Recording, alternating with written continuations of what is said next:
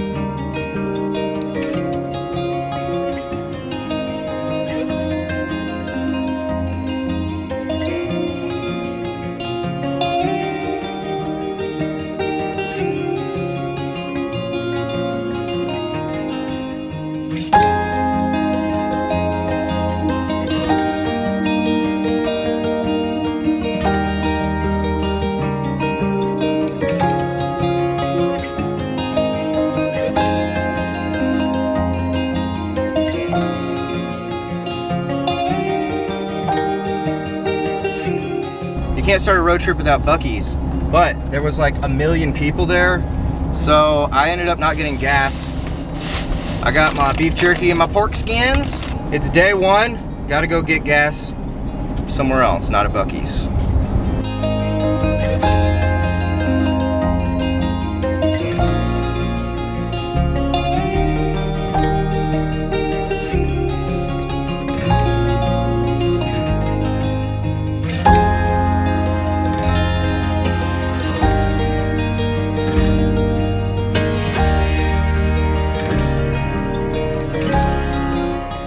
Traveling south down the coast of Galveston Bay on the outskirts of Houston, you'll find yourself on a massive bridge spanning the mainland to the barrier island of Galveston in the Gulf of Mexico. The first people to visit the island were the Acoquisa and Karankawa peoples. In 1520, the Spanish explorer Cabeza de Vaca shipwrecked on the island. Pirate Captain John Lafitte established a base on the island in 1817. During the Civil War, it was an important port city for the Confederacy. The most infamous event to take place on the island is the hurricane of 1900, which resulted in the deaths of over 5,000 people, devastating the quickly growing city. The story of Galveston Island State Park starts in 1950 with the passing of Mako Stewart Jr., a prominent businessman on Galveston Island, who stated in his will he wished his 2,000-acre estate be gifted to the state of Texas to be used as a, quote, fish, game, and oyster preserve, and for any other public purpose. The state park was finally opened to the public in 1975. Throughout its history, the park has been forced to shut down several times due to storm damage. In 1998, Tropical Storm Francis completely destroyed the natural sand dunes located in the park, and there have been many efforts to repair this damaged habitat.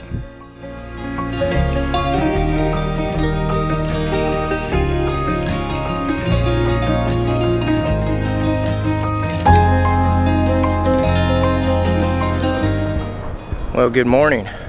It is now the start of day 2 on my adventure. I'm still here at Galveston Island State Park. Stayed here last night, cooked a quick meal. Didn't do anything fancy. I just did some pad thai, ate that, went to sleep pretty early. I was really tired for some reason. I slept pretty good last night, but there was a little bit of traffic noise because that main road that runs north and south on Galveston is not that far away from the camp spots. Did have a little incident with a garbage truck this morning. Unfortunately, I had slept wonderfully. I hear a big truck coming and I'm like, that sounds just like a garbage truck. And sure enough, it was a garbage truck at 5:30 in the morning. I'm trying to sleep. People got hikes to do, gotta wake up early. But woke up early this morning, had some granola and some boiled eggs. Quick breakfast because I wanted to get out here and do some hiking. So right now, I'm hiking on the bay side of Galveston Island. It's pretty humid, but it's nice and cloudy, so I'm not sweating it. But this trail that I'm on, it might be getting a little mucky up here, and I'm not about that life today. I'm gonna have to consult the map. Might have to make a U-turn. So I've actually camped at Galveston Island State Park a couple times when I was really young in Boy Scouts, and it's changed quite a bit. I don't think we ever came over here. Like, this used to just be a nature preserve, and all the camping was done over on the side looking out towards the Gulf of Mexico. That part of the park right now is closed. It says closed for construction. It's a little strange just having like rental properties looking over. As you can see, I mean, this is a little oasis out here. All these rental properties are really taking over.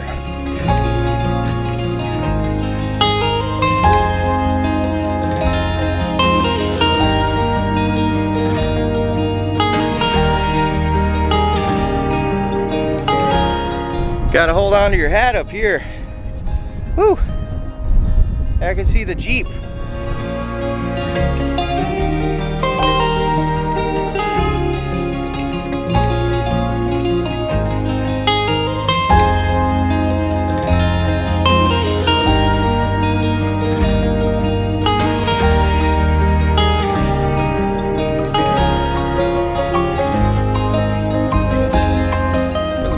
These trails have been pretty dry. I also think it's pretty cool that this state park has trails out in the water. If you got a canoe or a kayak, you can take it out there, and I think they got signs out there. It looks like there's signs you can read, so it's like a normal trail, but for boats.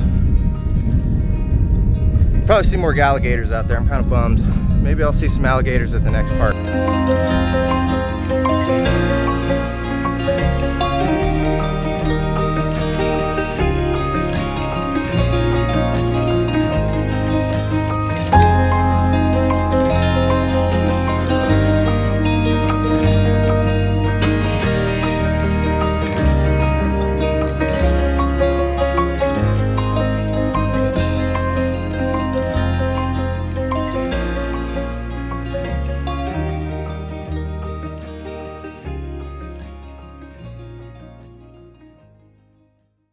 Well, I've made it to my second destination of the trip.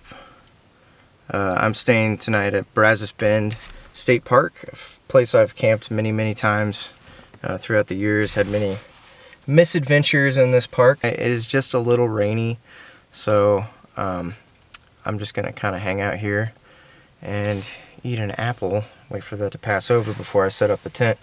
Why an apple? Well, because it's much more healthy than beef jerky and pork skins, so apple a day, right? Yeah. But this rain should pass soon, and I'll get the tent set up. So it poured very briefly, but right when I was trying to light my campfire, it started pouring, which sucks is because pretty much everything I was gonna cook tonight was supposed to be cooked on a campfire. So, you know, when the world tells you, hey man, maybe not tonight, maybe you should do something else, what you gotta do is double down and make it happen. I'm gonna baton this down and feather it.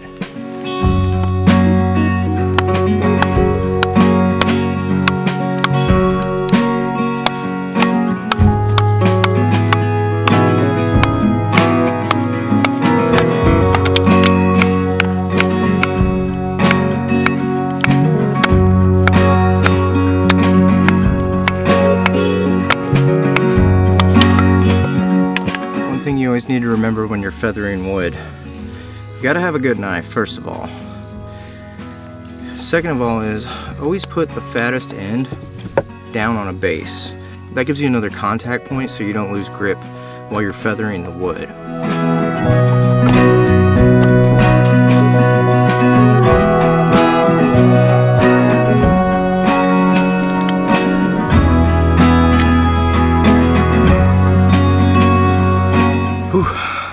That was an ordeal.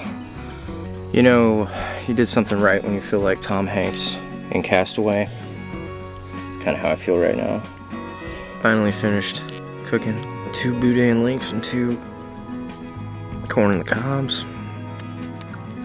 I could eat another 2. I mean, I feel like I won this evening. If you guys have ever read the Western Shane, the book, not the movie. I just gotta say, that's the best bite of stump I've ever had. I'm gonna crawl up into bed after I brush my teeth and pass out, and I will check in the morning. Hey there, it's day 3, and I haven't done a lot of filming because it poured last night. It like hailed, there was bad lightning. So everything's kind of wet. That's not why I'm wet right now. I just washed my face off because it's a little bit sweaty out here. I mean, we're talking rainforest sweaty. We're talking hot tub sweaty. Pretty humid. Camp is almost packed up. I've had to dry out the tent. It's just something you gotta do. Brazos Bend State Park is a 4,897 acre park located along the banks of the Brazos River and opened to the public in 1984. The park is the site of the George Observatory, ran by the Houston Museum of Natural Science. The park itself covers a diverse range of ecosystems, including coastal prairie, bottomland forest, and wetlands and marshlands. The different terrains allow for the park to have a large animal population of over 300 different species.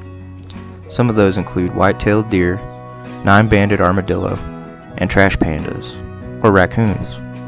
The park also hosts many species of waterfowl and migratory birds, such as sandhill cranes and roseate spoonbills.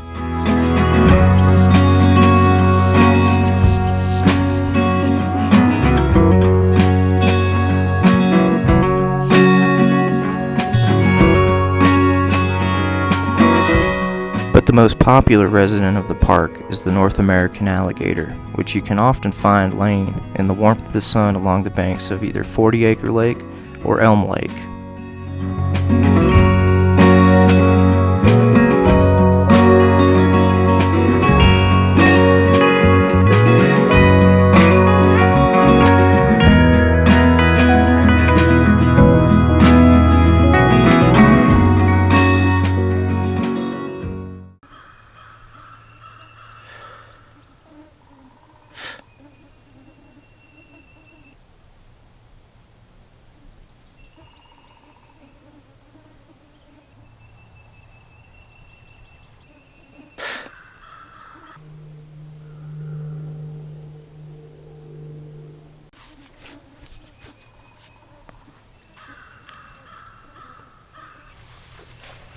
Afternoon of day 3, made it to Stephen F. Austin State Park. Campsite is a little soggy. It's just a little hot and soggy right now. I mean, I was expecting that, but the whole site is like a giant mud hole. I really don't mind the mud. I think the worst part is the bugs, like, because it's just stagnant water. It's just hot, being swarmed by gnats and mosquitoes. Camp host came by. They were like, we left you a note to come check with us, see if you wanted to change spots. And I was like, oh, I didn't see a note. Yeah, it's not worth it to put everything back in the Jeep and move somewhere that, I mean, I'm assuming they're all pretty soggy, but this one is a little low.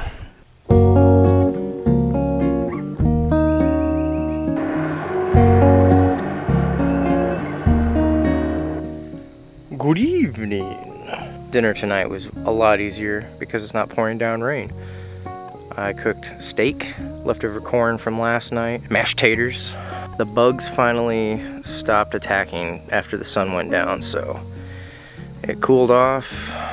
It's turning out to be a pretty pleasant evening, but I did just get an email from Palmetto State about a maintenance issue. So there's no water, which normally isn't a big deal because I carry my own water with me. But they said all restrooms are going to be closed. And I'm like, it's not so much not taking a shower as, you know, going numero do. Morning. Day 5. Day 4. Day 5. Anyway, rained again last night. It's actually starting to sprinkle again right now, so not bad, just enough to get everything that I dried out the day before wet again. It's not a big deal. Their bathroom's under construction, so they started work at 7:30 this morning. Not a big deal. I'm gonna go on a hike here and then head to New Braunfels, and I'm gonna get a hotel and shower. I didn't go on my hike. Weather got bad, so I turned around and got back in the Jeep. So no hike. Not a big deal, not a problem. You know, one thing I've learned being out here on the road, you always gotta roll with the punches. You gotta take things as they come. You gotta go with the flow, and other cliche sayings.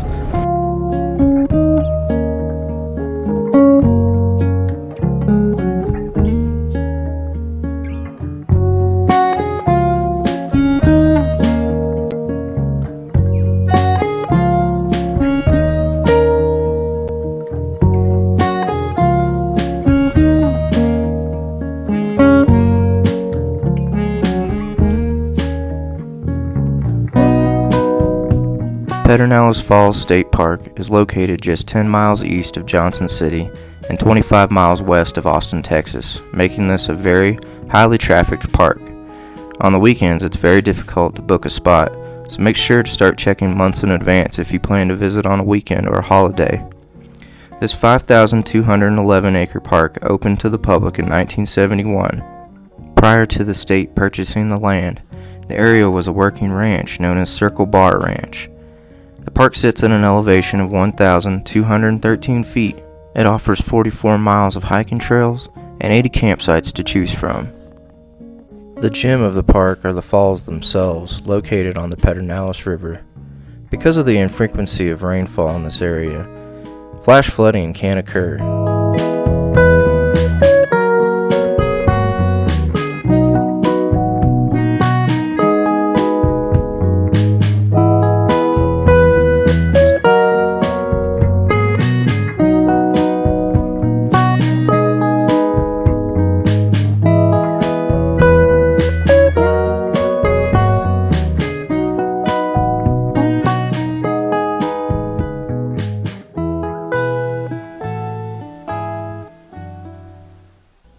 Let's see how quickly I can deploy this tent.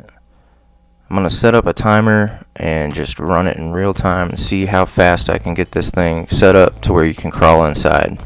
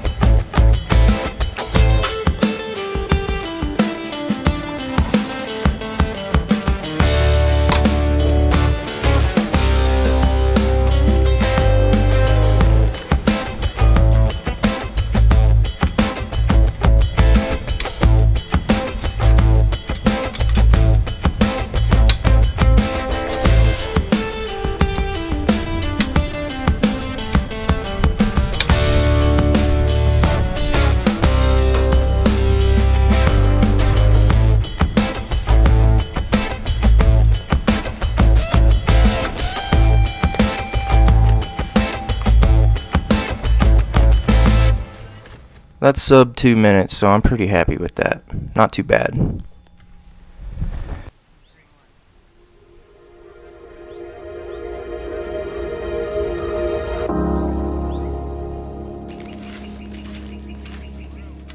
Yes, I am wearing Crocs.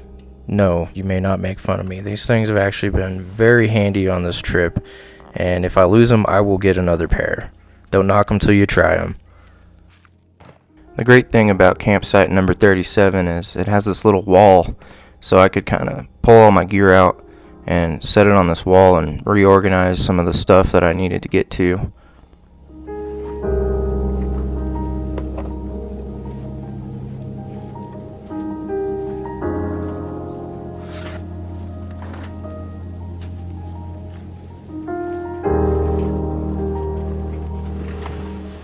I want to talk to you all about my most recent addition to my kit. This is a GSI Outdoors Pinnacle Camper set, and it is for 4-person. So if you need to cook for a bunch of people, you have that extra dishware, but it works good for me because I like to use multiple pots at once. It comes with a skillet, and this is all coated to be used on a cooktop for outdoors with propane. It's got this silicone grade toppers for make sure nothing your bugs don't fly in, but it also has drain holes on the sides, and it's this kind of rubbery texture, and it doesn't melt. I've used it several times. You'd think it would melt, but it stands up to the heat really well. And it comes with these 4 color-coded coffee cups, or they're insulated, so I call them coffee cups, but you could put anything in them. And the lids actually have these 2 holes on the sides, so if you got little kids, you can kind of let them use it as like a sippy cup. But there's 4 of those, all insulated. And it also comes with a 2-liter pot, again coated with Teflon so nothing sticks. It's all pretty high quality stuff. Now in here too, it comes with, if I can get it out of the wash bin, it comes with 4 color-coded plates. You can match with the 4 color-coded cups, so everybody knows which meal is theirs and they don't get confused. So all of that sits in this 3-liter pot, which is quite a bit larger in case you got to cook, for 4 people, or if you're cooking something that needs more water like noodles. But yeah, Teflon coated, and all this metal is very, very sturdy feeling. And it also has this handle which folds up, and all of the pots and the skillet have a bracket on the side. So what you do is you just hold down the button on the handle and it retracts this little pin.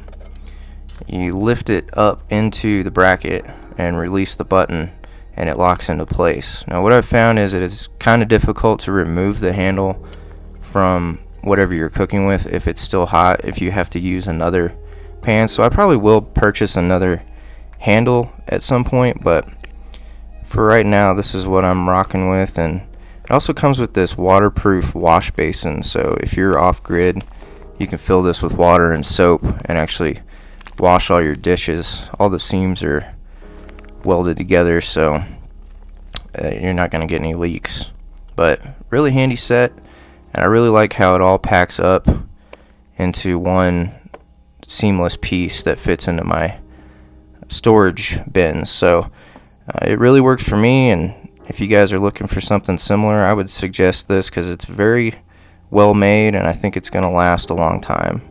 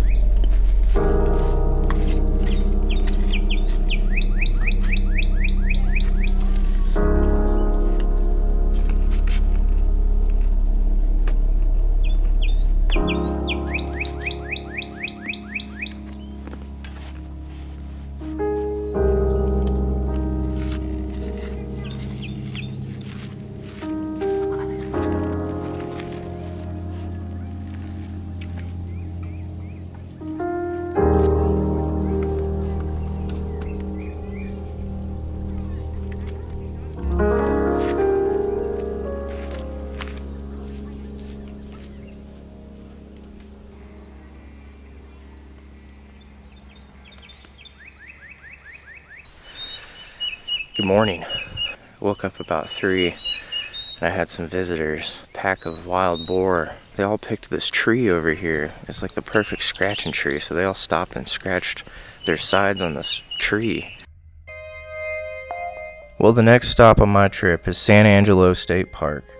This 7,000 plus acre park was opened in 1995 and is located along the shore of the O.C. Fisher Reservoir, which was built by the Army Corps of Engineers in 1952. The park is home for a small herd of American bison and is also host to the official Texas State Longhorn herd.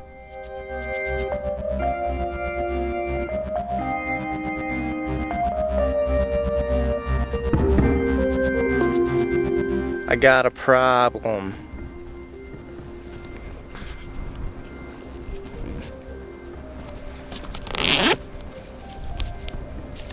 Well, that's a real bummer. I do have an extra zipper.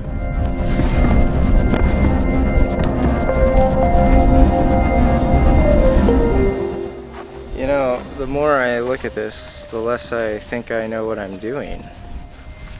Do I open it all the way up to remove? How do I get the zipper? Okay.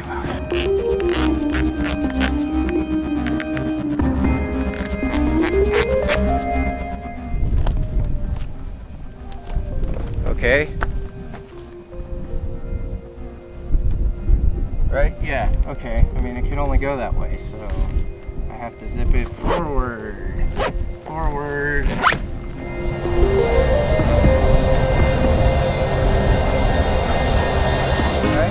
Right? Is this how this works? I certainly hope so.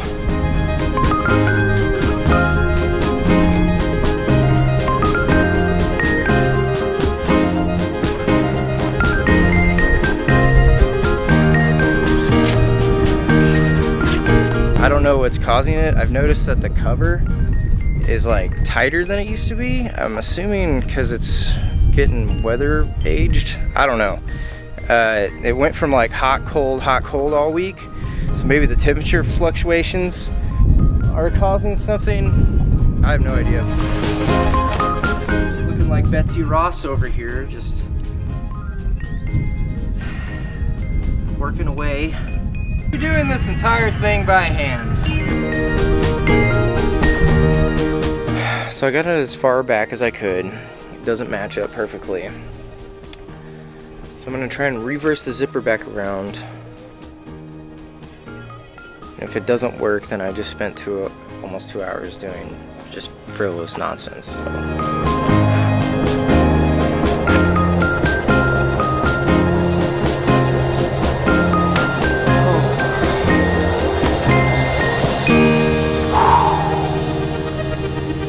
It came off.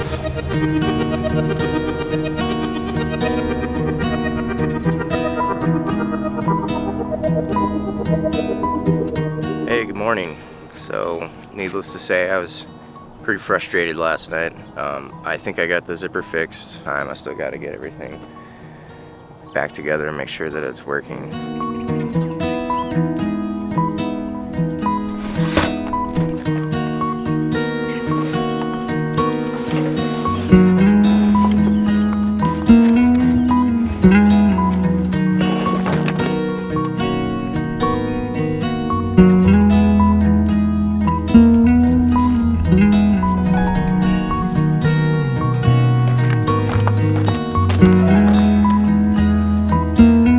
Sweet victory.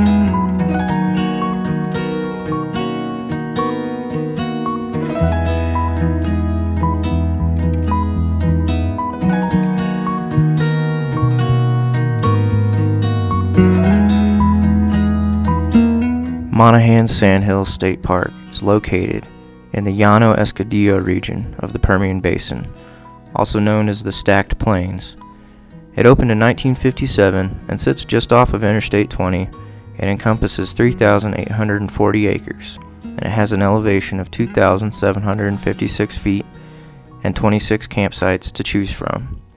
It offers views of sand dunes that can reach up to 70 feet in height.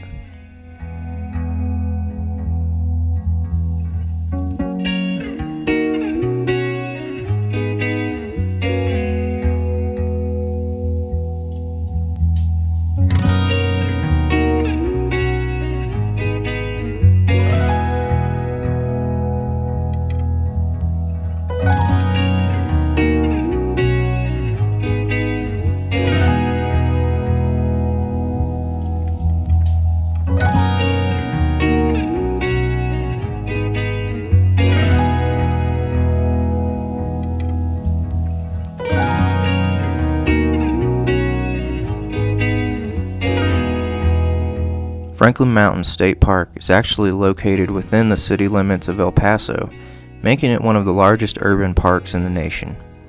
It covers 24,247 acres and varies in elevation from 5,426 feet to 7,192 feet. Pictograms discovered among the slopes confirm human presence in the area, dating back all the way 12,000 years ago. In 1849, Benjamin Franklin Coon settled in the area and started a ranch along El Paso del Norte, with the land officially being named El Paso in 1852. A tin mine operated within the park boundary from 1909 to 1915. Being the only tin mine in U.S. history, it resulted in a complete economic failure. Attempts to grant the mountains protective status had been in the works since 1925. In 1979, a real estate developer attempted to build a neighborhood among the hills, but his plans were thwarted due to the efforts of the Wilderness Park Coalition. It resulted in the Texas legislature passing a bill to prohibit development on the mountains. Franklin Mountain State Park has 44 campsites to choose from, with 14 being tent-only sites. It also offers spectacular views of the surrounding area, including a view all the way down into the valley, looking across the Rio Grande at Ciudad Juarez in Mexico.